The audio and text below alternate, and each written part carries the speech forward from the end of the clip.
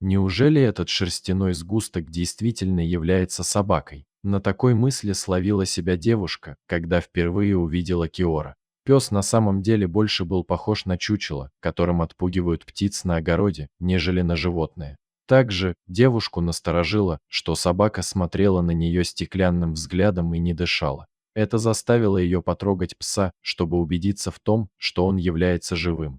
Как только девушка прикоснулась к собаке, она сразу резко дернулась. К счастью, Киора был жив. Порода собаки – немецкая овчарка. Лапы бедного животного застряли в каркасе кровати, которая стояла на заднем дворе одного из домов. Собака была настолько обессиленной, что не могла самостоятельно выбраться оттуда.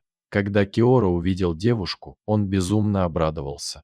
Пес понял, что только она может его спасти. Девушка рассказывает, что пес ее совсем не боялся, в глазах читалось доверие. Он словно даже не сомневался, что она непременно вытащит его из передряги. Спасительница освободила пса и завернула его в собственную кофту. Она была поражена тем, насколько он истощенный.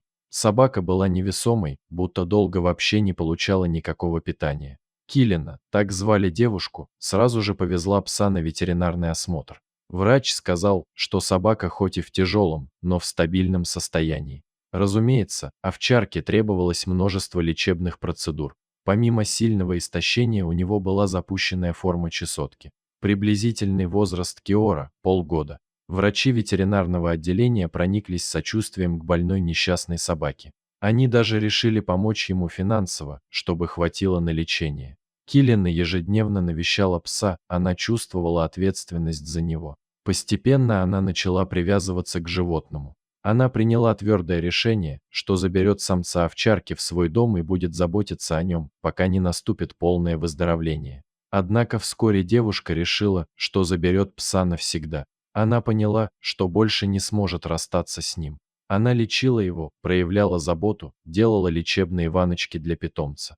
Вскоре его тело начало покрываться новой шерстью, она была красивой и блестящей. Когда пес набрал вес, он перестал походить на несчастного истощенного пса. Это была энергичная, жизнерадостная и красивая собака.